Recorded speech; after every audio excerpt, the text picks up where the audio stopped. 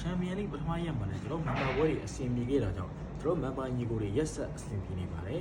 မနေ့ကချန်ပီယံလိပထမရက်မှာကျွန်တော်မန်ပါ၄ပွဲထွက်ခဲ့ပြီးတော့ကျွန်တော်ရဲ့စစ်ဖြစ်ဆိုနှစ်ဆပွဲတင်ဖြစ်တဲ့ Edigo Body အဆင်ပြေအောင်မြင်ခဲ့တဲ့အပြင်တခြားမန်ပါပွဲတွေဖြစ်တဲ့ Boroglen Body,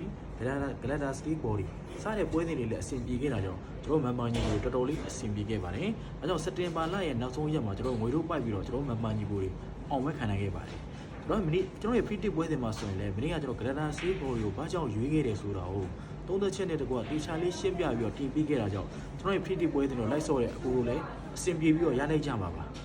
ဒီညမှာလည်းကျွန်တော်မနေ့ညကချန်ပီယံလိ9ပွဲရှိတဲ့နေရာမှာ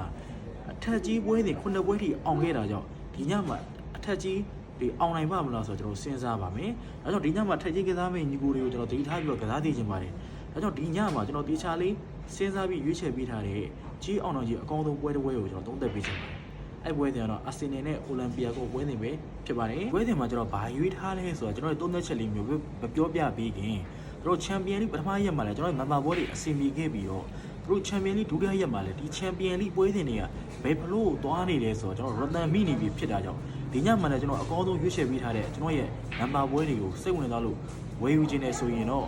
့ဒီနေ့တရက်ဆောင်9000ကျပ်နဲ့ဘိုင်ဘာနံပါတ်39969888ခွန်3ညကိုဆက်သွယ်ပြီးတော့ဝယ်ယူလို့ရပါပြီကျွန်တော်ရဲ့ Viber ဖုန်းနံပါတ်ကိုလည်းကျွန်တော် TikTok bio လေးမှာတင်ပေးထားပါတယ်ကျွန်တော်စီမှာတပတ်စာမန်ပါဘက်ကဝင်ခြင်းနဲ့အကူတော့ကလည်းတပတ်စာကို2500ကျပ်နဲ့မန်ပါဝင်လို့ရပါပြီဒီနေ့ညမှာအာဆင်နယ်ကအိုလံပီယာကိုနှလုံး10ရှုံးဂိုးပေါင်း3လုံး10ရှုံးဆိုတော့ဈေးဖွင့်နေပေးထားပါတယ်ဒီဈေးကကျွန်တော်ရုပ်တရက်ကြည့်မယ်ဆိုရင်အာဆင်နယ်ပြီးတဲ့ဘော်ဒီဈေးကပြင်းနေလို့ထင်ရပါတယ်ဒါပေမဲ့ပြီးခဲ့တဲ့နှစ်ချန်ပီယံလိမှာတော့အာဆင်နယ်က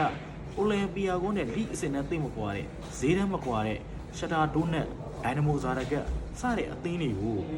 ုအင်ကွင်းမှာနှလုံး90ရှုံးဆိုတဲ့ဈေးတန်းတစ်ခုဖွင့်ပေးခဲ့တာကြောင့်အာဆင်နယ်နဲ့အခုဒီပွဲစဉ်မှာအိုလံပီယာကိုနှလုံး30ပဲဖွင့်ပေးနိုင်တယ်ဆိုတဲ့ဈေးရက်ကနည်းသေးတော့ကျွန်တော်ယူဆပါတယ်ကျွန်တော်ဒီချန်ပီယံလိရှစ်ပွဲစဉ်တစ်ပွဲကိုကြည့်မယ်ဆိုရင်လည်းအာဆင်နယ်ကဘီဘာအိုလိုအသင်းကိုတော့ဝေးကွင်းမှာ2ဂိုးပြည့်နဲ့နိုင်ဝဲရအောင်ကစားထားနိုင်ခဲ့ပြီးတော့အိုလံပီယာကိုကဒီယာဒီမှဒီနှစ်မှာချန်ပီယံလိကစားခွင့်ရတဲ့ပါပို့လိုအသင်းကိုတော့တယောက်ယောက်အနေထားနဲ့အိမ်ကွင်းမှာနိုင်ဝဲမရအောင်မကစားထားနိုင်ခဲ့တဲ့အခြေအနေပါဒါကြောင့်အာဆင်နယ်အနေနဲ့အိုလံပီယာပို့တဲ့ကစားသမားအဆင့်တန်းဒီအစင်နဲ့ပူမြင့်တဲ့ဘီဘာအိုတော့ဝေးကွင်းမှာ2ဂိုးပြည့်နဲ့နိုင်ဝဲရအောင်ကစားထားနိုင်ခဲ့တာကြောင့်ဒီပွဲစဉ်မှာအိုလံပီယာကိုလည်းအနည်းဆုံး2ဂိုးပြည့်နဲ့နိုင်ဝဲရနိုင်မယ်နိုင်ဝဲရအောင်မယ်ဆိုရင်အာဆင်နယ်အနေနဲ့ဒီထက်ပိုပြီးတော့ဈေးပေးသင့်တယ်လို့ကျွန်တော်ကတော့ယူဆပါတယ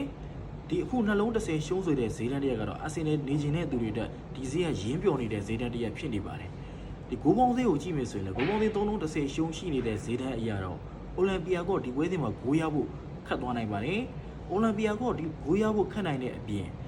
်ဘော်ဒီတဲ့နှလုံး30ရှုံးပါဂိုးပေါင်းသေး3လုံး30ရှုံးဆိုတဲ့ဈေးရန်တရက်ကတော့ဒီဝဲစဉ်မှာအာဆင်နယ်ထွက်တဲ့3ဂိုးပြည့်ဖို့ခက်အောင်မယ်လို့လည်းကျွန်တော်ယူဆပါတယ်။ဒါကြောင့်ဒီဝဲစဉ်မှာအာဆင်နယ်နိုင်ခဲ့ရင်တော့ဂိုးမပြုတ်လို့ကျွန်တော်မြင်ပါတယ်။အိုလံပီယာကိုကအဝေးကွင်းပွဲစဉ်ဖြစ်တာကြောင့်ဒီဝဲစဉ်မှာအာဆင်နယ်အိမ်ကွင်းမှာအာဆင်နယ်ကိုနိုင်ဝဲရဖို့အတွက်ကစားလာမှာမဟုတ်ဘဲနဲ့တကယ်တမတ်အတွက်ဦးတည်ပြီးတော့အာဆင်နယ်တိုက်စစ်ကိုအိုလံပီယာကိုခံစစ်ကပိတ်ဆို့ကစားလာအောင်မယ်လို့ကျွန်တော်မြင်ပါတယ်။ဒါကြောင့်အာဆင်နယ်တိုက်စစ်နေတဲ့ဒီပွဲစဉ်မှာအိုလံပီယာကိုခံစစ်ကိုခက်ခက်ထိုးပေါရနိုင်ပြီးတော့အသင်းကိုတွေလည်းလိုအပ်တဲ့လောက်မရနိုင်ဘူးလို့ကျွန်တော်ယူဆပါတယ်။ဒါပြင်အာဆင်နယ်ကအင်္ဂင်းပွဲစဉ်၄ပွဲကစားဖို့ရှိရတဲ့နေရာမှာအိုလံပီယာကိုရဲ့ATGOရဲ့ဘိုင်ယန်မြူးနစ်ရဲ့ကင်တဲ့ရဲ့စဒီ၄ပွဲထဲမှာကင်တဲ့ပြီးရင်အိုလံပီယာကိုနဲ့ပွဲစဉ်ကအချောင်ဆုံးဖြစ်နေပါတယ်။အဲ့တော့ဒီလိုပွဲစဉ်မျိုးမှာအာဆင်နယ်ကယာနှုံးပြနိုင်ဝဲရအောင်ယူထားမယ်နေထားမှာနှလုံးသွင်းတာနဲ့30ပဲရှုံးပြီဆိုတဲ့ဈေးတန်းတက်ကတော့အာဆင်နယ်ဒီပွဲစဉ်မှာနိုင်ခဲ့ရင်တော့ဂိုးမပြတ်ဘူးလို့ကျွန်တော်ယူဆပါတယ်။ဒါကြောင့်ဒီပွဲစဉ်မှာကြီးအောင်ဖို့အကောင်းဆုံးအောက်ကြီးပွဲစဉ်တစ်ပွဲဖြစ်အိုလံပီယာကိုဘော်ဒီကိုပဲကျွန်တော်ရွေးချယ်ပေးချင်ပါတယ်။အာဆင်နယ်နဲ့အိုလံပီယာကိုပွဲစဉ်မှာကျွန်တော်အိုလံပီယာကိုဘော်ဒီတစ်ချောင်းလေးကိုပဲကျွန်တော်ကြိုက်တတ်ပါတယ်။ဒါကတော့ဒီနေ့ညမှာကျွန်တော်ရဲ့အကြိုက်ကျွန်တော်ရဲ့ထင်မြင်ယူဆချက်ပဲဖြစ်ပါတယ်။အကိုတို့ရဲ့ယူဆချက်အကိုတို့ရဲ့ထင်မြင်ယူဆချက်တွေကိုလည်းကျွန်တော်ရဲ့ comment အောက်မှာဝင်ရောက်ဆွေးနွေးကြလို့ရပါတယ်။ဒီနေ့ချန်ပီယံလိဒုတိယရက်မှာကျွန်တော်တို့ရတန်မိပြီးတော့အဆင်ပြေနေတဲ့ကျွန်တော်ရဲ့မန်ပါပွဲစဉ်တွေကိုစိတ်ဝင်စားလို့ဝယ်ယူခြင်းနဲ့ဆိုရင်တော့ဒီနေ့တရက်ဆောင်9000ကျပ်နဲ့ဘိုင်ဘာနံပါတ်39969888ခွန်3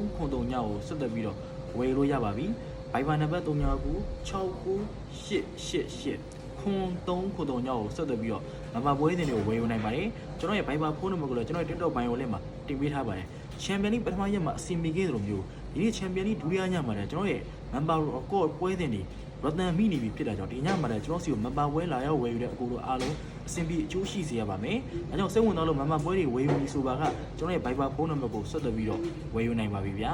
အားလုံးပဲအဆင်ပြေအောင်မြင်မှုတွေရရှိကြပါစေကျွန်တော်ကတော့ Samdi Soccer ပဲဖြစ်ပါတယ်အားလုံးကိုကျေးဇူးတင်ပါတယ်